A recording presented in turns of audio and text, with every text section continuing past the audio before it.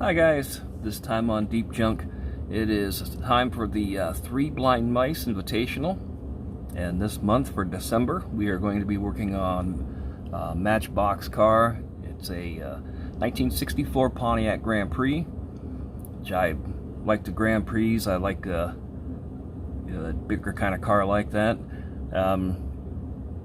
I was all excited when I found out Matchbox was bringing this car back out, and well, let's just say it didn't live up to all the hype. I don't think, anyway. It'd be the perfect candidate for a makeover. So, without all the hubbub, I will get this thing apart. We'll get it stripped. We'll take a look at the good and the bad and the ugly and see what we can do with it. Hang on tight. Alrighty, guys, with the Grand Prix apart, we can take a look at what we've got here. I guess we'll start down low. Plastic base, crimped in wheels, little guides for the doors in there. Not a whole lot of engine oil pan detail. I blacked some of this and painted a little bit when I first got it. Got transmission pan there, it's automatic, and our differential in the back. Bumpers are on the base, one with the base. Interior, not super detailed. Dash has got a little bit on it. The seats look about right, like a Pontiac seat. I guess if they're not, then that's what it's going to get. And we've got, of course, the blue tinted glass, and this front window doesn't really fit up in there. Even when it's fit in the car right, it doesn't look right. It looks like there's a big gap between the A-pillar and the window, which I thought there was something wrong, and it's not. It's just the way it is. So you live with that, I guess. Doors. If you can see on this, the paint, how it's gathered at the bottom. I know these paint these, separate from the car, but the paint job sucks. Same thing on the bottom of that door. Paint has gathered to the bottom of it. Paint on this body the same way. Get you in here.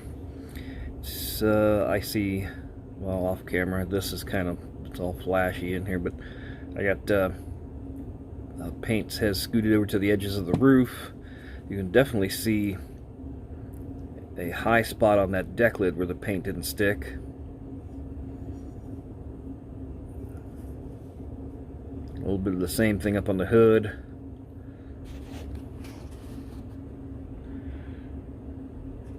So that's about that.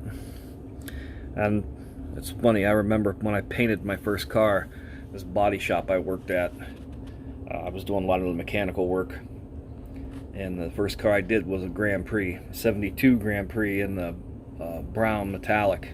And I was so worried because the car had a bunch of real high spots, sharp edges on it. I was so worried that that's what the paint was going to do, sag and come off the high spots, that I put one tack coat and two tack coats. Somewhere around the third time, and my boss come in the booth and said, "Hey boy, you gonna paint this car today or what?" So, alrighty, we'll get her in the stripper and see what kind of a mess we have after that, right? Stay tuned. So we're back with the Grand Prix out of stripper and getting the garbage off of it in the first stage of metal work, and I pulled the doors out. And remember I showed you on the passenger door how the paint had all collected at the bottom corner? This is going to be because I got my fat fingers trying to look at it. This is upside down, but to the left there would be the front side of the door if it's on the car. Yeah. Let's try it like this, guys. You can see right by my thumb down there, the casting, there's metal gathered up in that corner, so that's naturally where that paint was going to pool up at. Same thing with the driver's side, not as bad.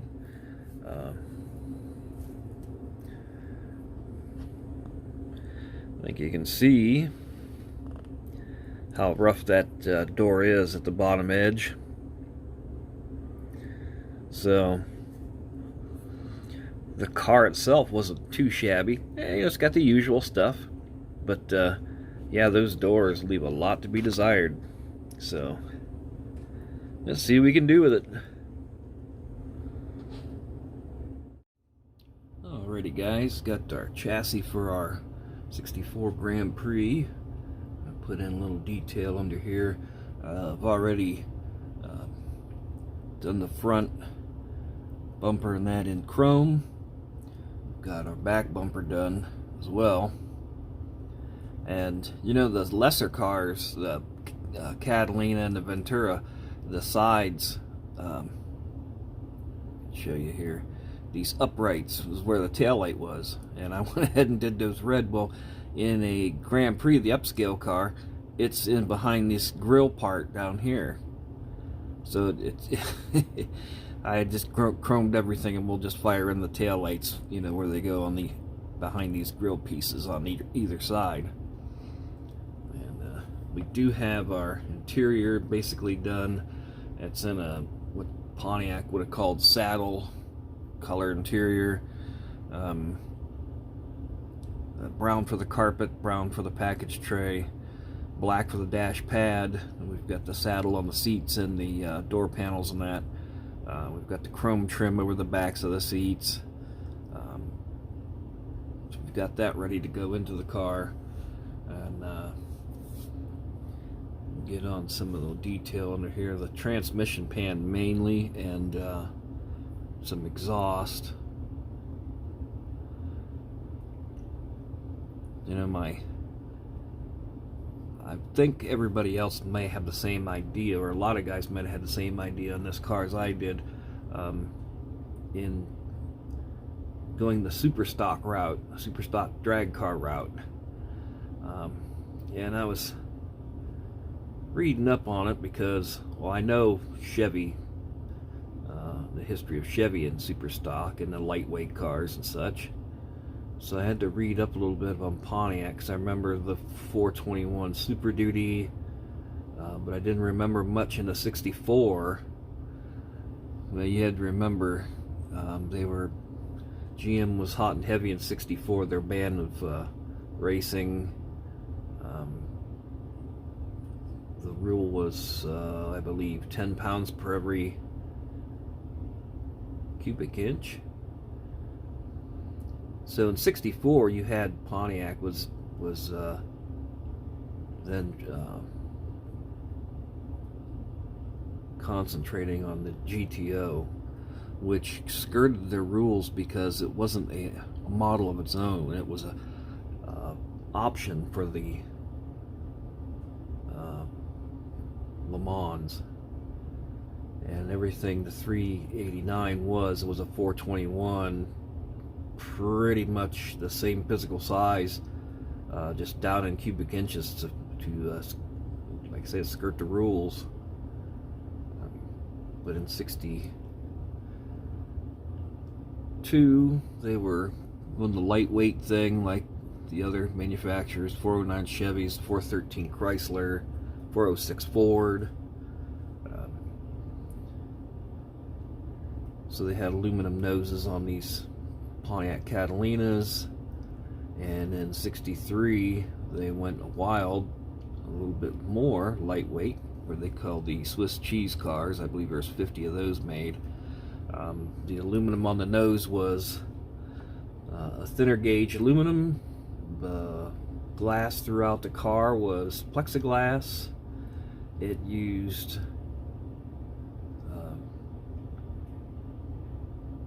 what am I missing there? Yeah, the plexiglass. Oh, they Swiss cheesed the frame, of course, and cut holes in the frame, which they used the body then for more rigidity of the car. Didn't do a whole lot for squeaks and rattles, but it was light. And 50 of those cars were made to make it legal for super stock racing. All their racing parts, whether whoever it came from, Edelbrock or whoever, they would put GM part numbers on it. And bingo, there you go. You have a stock part that's available at the Pontiac parts counter. So it would be eligible for super stock drag racing. Those Swiss cheese cars got out then right around January of '63. Pontiac told them not to take any more orders for those Super Duty cars. They were coming down on them. They got out. Some of them cars got out. So our '64 Grand Prix wouldn't necessarily be a Super Duty car or a Swiss cheese car, but if a guy walked into a Pontiac dealer and wanted to, say, an upscale Grand Prix and like to go fast, maybe he didn't want to be as flamboyant as someone driving a Buick Riviera. What would he do? Well, you get the HO engine and all the stuff, all the goodies from a Super Duty. A lot of the know-how and stuff fell right into the Super or the HO, and the HO, like the Super Duty, was underestimated as far as horsepower and that. So when we get the I scuffed my passenger door, and when I get it back out of paint, I'll get this car ready to come together. You've seen the saddle interior. Might give you a little clue to the color of the car, what it's going to be, and we will put it together. And I'll tell you what a guy might do if he wanted to go fast with luxury in 1964. Not a whole lot under there, guys. Sorry, that's all much you got. There's an automatic transmission there, and our dual exhaust. We've got our chrome. We're gonna have to put our tail lights in there yet. Headlights on this thing are a little weird, so and I'm not sure what to do with those yet. We got our grill and turn signals, bumpers all done up front. Interior's done. We'll get that door fixed up, and I'm sure when you see the car, you'll know the direction I was going in, and we can talk about that. Like I said, what a guy would do in '64 if he wanted to go fast and be comfortable at the same time. Stay tuned, guys.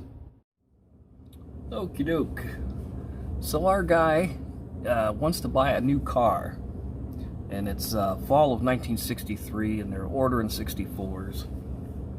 He likes a luxury kind of car. He's a GM man. But he doesn't have Cadillac money, and Buick Riviera is just a little bit too brash and over the top for him. So he goes into the Pontiac dealer. Our guy walks by the Catalina and the Ventura and goes to the Grand Prix. It's got what he needs. It's like a personal luxury car. He can get the big motor in it because he's got a heavy right foot. So he starts checking his boxes to get his car ordered. Starts with the 421 HO engine, 3-deuce carburetor, and the turbo hydromatic automatic transmission. Our guy gets a safety track rear end, and then checks off the box for paint. He gets the R-code Alamo beige, and then the saddle interior to go along with it. After a few weeks, when it comes in, after a few weeks of the stoplight drags, he wants to take it out to the strip, see how well it can do. They do some day 2 tuning, put on some chrome reverse wheels, get the nose up in the air for good attitude and altitude, get a little weight transfer over that rear axle, and that's what our guy would have. This casting, I gotta tell you guys, this is the biggest pile of dog excrement, in case the kids under 14 are listening. Biggest pile of dog excrement that I've ever had the opportunity to work on. The doors were garbage when I took it apart. They didn't get any better from me working on it. You could work on it till the cows come home. The castings for the doors themselves were garbage. I showed you where that passenger side door over here had extra metal down in there, and the paint was wanting to pool up there. The doors don't fit the openings at all. They don't want to open and close right. But that being said, this car I did after an actual car at Alamo Beige Grand Prix. We've got our chrome reverse wheels. We did stick it up in the air a little bit. The headlights up front, those were some odd little buggers up there. Painted the low beams, the high beams we did in like an amber, like a European lamp.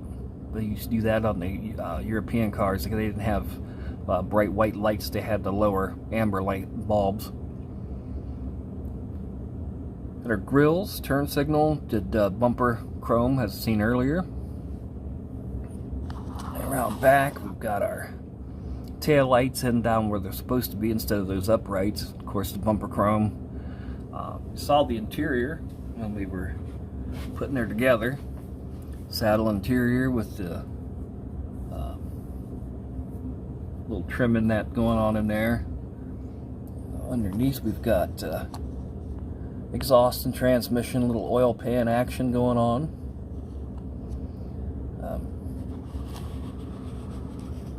And I will say this: those doors, between the doors and the actual fitting of the glass and the interior in this car, that coupled with the headlights, I'd really like to just smash this thing with a hammer. Well, I'd strip the wheels back out of it and just smash it with a hammer.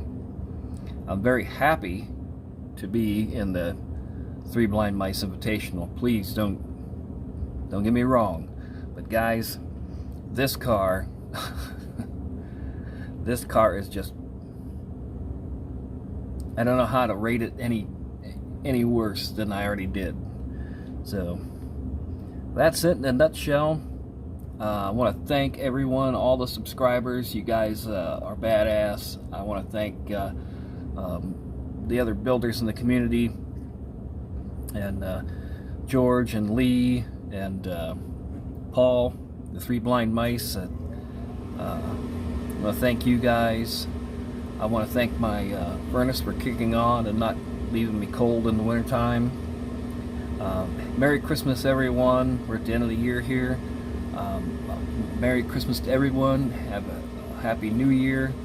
We're going to be coming back with some really cool stuff. I've got some other projects lined up here.